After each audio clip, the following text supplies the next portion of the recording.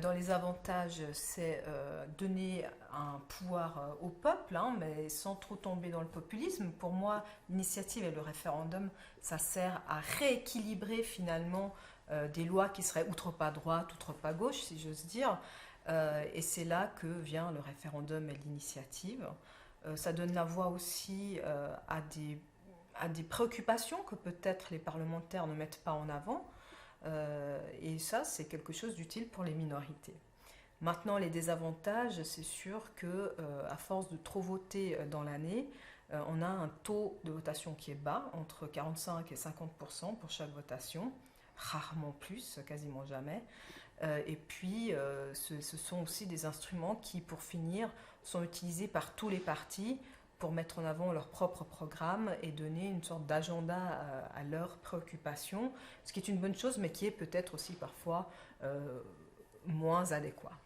Ça veut dire, quand vous dites utilisé par les partis politiques, ça veut dire qu'ils l'utilisent pour faire parler d'eux, pour un peu occuper le devant de la scène médiatique. Bah, si je prends l'année prochaine, 2019, année électorale en Suisse, quasiment tous les partis ont lancé une initiative afin de mettre leur thématique en avant, mais pour qu'on puisse parler d'eux. Donc je dis toujours, il y a les vraies et les fausses initiatives. Il y a celles qu'on lance pour lancer parce qu'il faut faire le débat, pour créer le débat sur nos propres valeurs et nos propres agendas, et puis à celles qui sont peut-être parfois plus précises, plus techniques, qui servent à rééquilibrer certaines choses.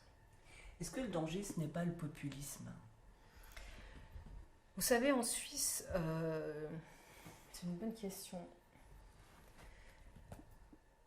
Je dirais oui et non, parce que d'un côté, en Suisse, tous les partis siègent au gouvernement et nous avons la proportionnelle au Parlement, donc on pourrait croire que finalement on a moins besoin d'opposition populiste parfois pour se faire entendre, et en même temps nous avons un score de 30% pour notre extrême droite à nous, donc on voit et qui utilisent souvent l'arme de l'initiative et du référendum, et eux c'est souvent du populisme. Donc moi, en tout cas, je ne sacrifierai pas nos droits citoyens parce qu'il y a un risque de populisme. Pour moi, aujourd'hui, ça amène vraiment un rééquilibrage, une correction à des lois et un Parlement qui parfois virait trop dans un sens ou dans l'autre.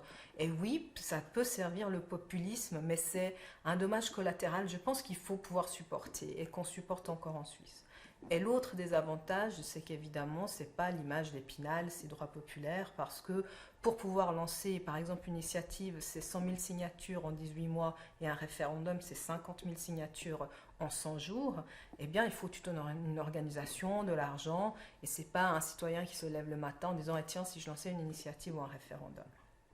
Est-ce que si l'avantage, c'est que, quelle que soit la question, ça lance au moins le débat?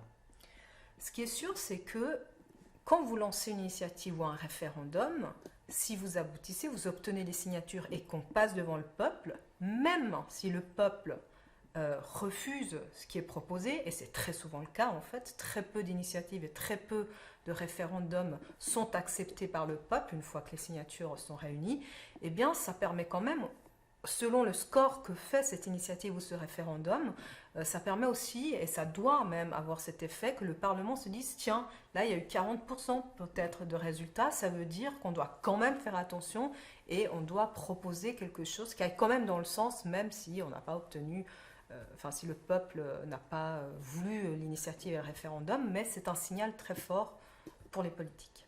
Je pense notamment au No Bilag qui a eu lieu donc en début d'année. Ça a donné quand même lieu à un débat sur pourquoi une redevance et pour quelle télévision publique.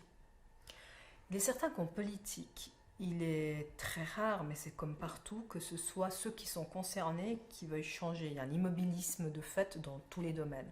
Donc quand il faut secouer le cocotier, eh ben, ça vient très régulièrement du peuple qui met en avant des thématiques que nous ne nous saisirions pas peut-être. Donc c'est une bonne chose là aussi. Il n'y aurait pas ça, ça vous manquerait en fait. Ah mais c'est inimaginable en Suisse qu'il n'y ait pas ces droits populaires. Ça fait partie de notre ADN. Et ça fait surtout partie d'un tout, quoi, vraiment de quelque chose de ciselé. Notre démocratie est quelque chose d'équilibré entre les cantons, les communes, le niveau fédéral, ces droits populaires.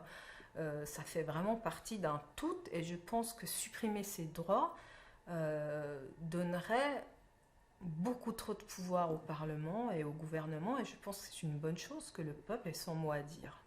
Même si quelquefois on voit une Suisse morcelée avec les francophones d'un côté, les alémaniques de l'autre. Mais avec ou sans initiative, enfin, avec ou sans droit populaire, la Suisse resterait morcelée.